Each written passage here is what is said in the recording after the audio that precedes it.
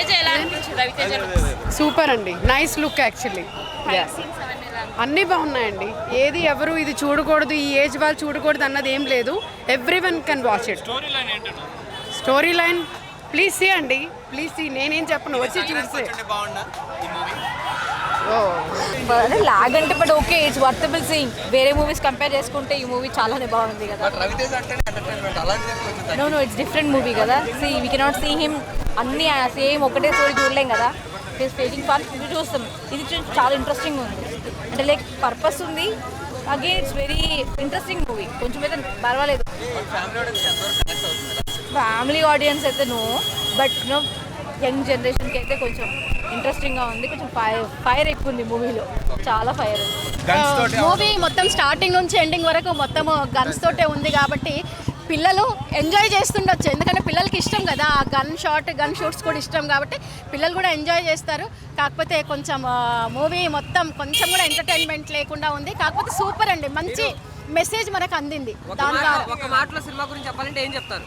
ఒక్క మాటలో చెప్పాలంటే సినిమా తీసిన విధానము అయితే నేను అనుకుంటున్నది ఏంటి అంటే మనకు ఒక మంచి మెసేజ్ని మనకు ఆ మూవీ ద్వారా మనకి నిర్మాత గారు ఇచ్చారు. ఏంటి అంటే ప్రపంచంలో ఇప్పుడు ప్రపంచంలో జరుగుతున్నటువంటి ఆ బ్యాడ్ ఏదైతే ఉందో దాన్ని తీసేయడానికి ఒక మంచి మెసేజ్ మన ముందుకు ఉంచారు.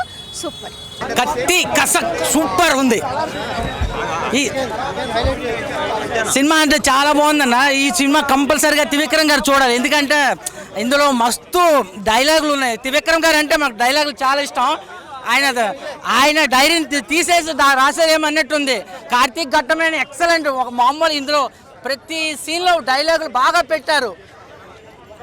కత్తితో నరికేవాడిని కసాయివాడు అంటారు, కత్తితో దాహం తీర్చేవాడిని కొబ్బరి బండాలు కొట్టేవాడు అంటారు. సూపర్ డైలాగులు అయితే రాశారమ్మ ఘట్టమనేని గారు. Thank you must satisfy happy. Story telling, love story ఉంది. లవ్ స్టోరీ చాలా కొత్తగా ఉంది. అంటే ఎలివేషన్స్ అనవసరంగా ఇంకా అసలు అనవసరం ఎలివేషన్ అన్ను లేదు అసలు. సినిమా ఫస్ట్ హాఫ్ అయిన తర్వాత సెకండ్ హాఫ్ స్టార్ట్ అయిన తర్వాత ఉంటుంది ఇంకా గూస్ బంప్స్ వస్తూ ఉంటాయి ప్రతి ఒక్కరికి. బ్యాక్గ్రౌండ్ స్కోర్ కొట్టారు, ఇంకా అదైతే మర్చిపోయింది అంతే. లాస్ట్ స్క్రోలింగ్ వస్తున్న పేర్లు వస్తున్నప్పుడు కూడా బ్యాక్గ్రౌండ్ స్కోర్ అదిరిపోయింది. ఇంకా అసలు ఈ సినిమా పాన్ ఇండియా కాదు. పండగకి రిలీజ్ అయి ఉంటే మొత్తం థియేటర్లు అన్ని మిగతా వేరే సినిమాలన్నీ ఖాళీ, ఇంకా ఏమి లేదు. ఇంకా ఏగలో కావాలని మొత్తం అందరూ కలిపి ఆపినట్టు ఉంది అంతే. పండగకి రిలీజ్ అవ్వకుండా అటర్ ఫ్లాప్ అన్నారా? నేను రవితేజ ఫ్యాన్ కాదు, కానీ నేను ఉదయం వచ్చాను స్పెషల్ షో కోసం. అదిరిపోయిన సినిమా అయితే నిజంగా నెక్స్ట్ లెవెల్ ఉంది.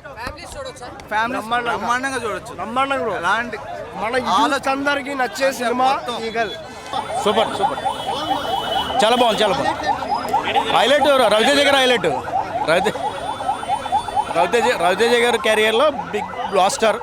అంటే ఒక మాఫియా అనే టైపు మనం చూస్తున్నాం చెప్పు. ఒక పాన్ ఇండియా మూవీ చూస్తున్నట్టు ఉంటుంది, ఎక్కడ తెలుగు సినిమా చూస్తున్నాం అన్నట్టు ఫీలింగ్ ఉండదు. చాలా వరకు బాగా తీస్తారు. చాలా మ్యూజిక్ కానీ బీజిఎం కానీ everything super. Thank you. Movie చూస్తున్నా, మూవీ చాలా బాగుందన్న.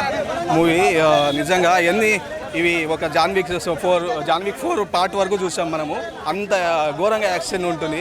మళ్ళీ జేమ్స్ బాండ్ మూవీలో వాడినట్టు ఇవి వెపన్స్ కార్లో వస్తాయి కదా వెపన్స్, అంత ఆయుధాల దాడి ఉంటుంది. నిజంగా బీభత్సం. అసలు ఇంత మరీ యాక్షన్ అంటే మనకు బోర్ కొట్టదు నిజంగా, కానీ మధ్యలో స్టోరీ వెళ్తూ ఉంటుంది. ఇప్పుడు వెబ్ సిరీస్లో మామూలుగా టైటిల్ పెట్టినట్టు, మామూలుగా ఒక టైటిల్ నెక్స్ట్ సెకండ్ ఎపిసోడ్ ఇది అన్నట్టు టైటిల్ పెట్టి అక్షరాలు వస్తుంటాయి. దాని ప్రకారం దానికి మనం ముందే ఫిక్స్ అయ్యేలా నెక్స్ట్ ఏం జరుగుతుంది అన్నట్టు దానికి మళ్ళీ ఫిక్స్ అయినా మనం దానికి ఎంటర్టైన్మెంట్ అయ్యేలా చాలా బాగా చూపెట్టాడు.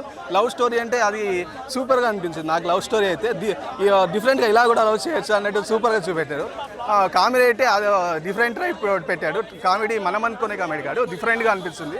నాకైతే పార్ట్ 2 చాలా వెయిట్ చేస్తున్నాను నిజంగా. ఇప్పుడైతే ప్రస్తుతానికి అయితే రాదు, కానీ మూవీ అంత బాగుంది. నాకైతే చాలా హ్యాపీ అనిపించింది ఆ మూవీ అయితే.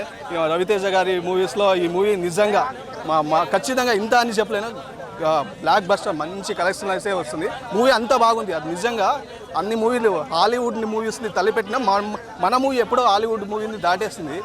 ఈ మూవీ అన్ని రకాల దీన్ని కానీ చూడొచ్చు, అన్ని రకాలుగా చూడొచ్చు, అన్ని రకాల ఆడియన్స్ చూడొచ్చు. అంటే మెసేజికల్ చూడాలి. ఒక గన్ కల్చర్ గురించి ఒక మెసేజికల్, మన చుట్టూ ప్రపంచంలో ఇప్పుడు ఎన్నో చూస్తాం, ఎన్నో యుద్ధాలు జరుగుతున్నాయి, వాటి గురించి ఒక మెసేజికల్గా చాలా బాగుంది. పెద్ద హైలైట్ అన్న, ఇంకా అంతకంటే ఏం కావాలి. రవితేజ గారు 1 మ్యాన్ షో, అండ్ ఆయనకి సపోర్ట్గా నవదీప్ గారు కూడా next level performance. After a long time Navdeep గారిని ఎంత మంచి రోల్లో చూడడం జరిగింది. అండ్ నాకు బాగా నచ్చిన సీక్వెన్స్ అయితే సెకండ్ హాఫ్ లవ్ ట్రాక్ చాలా బాగా నచ్చింది. కావ్య తాపర్ గారు స్టన్నింగ్ బ్యూటీ, నిజంగా ఏమన్నా ఇచ్చారు ఎక్స్ప్రెషన్స్. ఓల్డ్ గెటప్ లుక్ అని కాదు, ఆ వైట్ గెడ్డము, ఆ బియర్డ్ లుక్ మాసి మాసి మాసి. ఎప్పుడో సింధూరం టైంలో గడ్డంతో చూసాము, మళ్ళీ ఆ గడ్డం ఇంకొంచెం ఎక్కువ పెంచి ఆ white beard, long hair. Ravi Teja garu మీరు తగ్గద్దండి, మీరు ఇస్తూ ఉండండి, మేము కొడతా ఉంటాం అంతే. ఫ్యామిలీ ఆడియన్స్ ఎందుకు చూడక్కర్లా, చక్కగా చూడొచ్చు. ఫ్యామిలీ ఆడియన్స్ చూడొచ్చు, పిల్లలు చూడొచ్చు, పెద్దలు చూడొచ్చు, అందరూ ఆల్ ఆడియన్స్కి eagle cinema it's a family action entertainer. So మంచి కంటెంట్ ఉంది, మంచి మెసేజ్ ఉంది. ఈ కాలంలో తెలుసు మన గన్లు ఎలాగా తప్పుదారిలో వెళ్తున్నాయని. సో అది జరగకుండా ఆపే క్యారెక్టర్లు. అండ్ ఈగల్ 2 యుద్ధకాండ రాబోతుంది. సో యుద్ధకాండ కోసం ఈగర్గా వెయిట్ చేస్తున్నాం అంటే ఎంత ఇంపాక్ట్ క్రియేట్ చేసిందో ఆలోచించండి eagle first part. So second part next level ఉంటుంది. సో బీ రెడీ గైస్, యుద్ధకాండతో యుద్ధం నెక్స్ట్ లెవెల్లో జరగబోతుంది. కార్తీక్ ఇచ్చిన అవకాశాన్ని అయితే 100% ఎఫిషియెంట్గా యూస్ చేసుకున్నాడు. రవితేజ గారిని ఎలా చూపించాలో అలా చూపించాడు. సో సినిమా అయితే చాలా బాగుంది. And please do watch it in Masih theatres.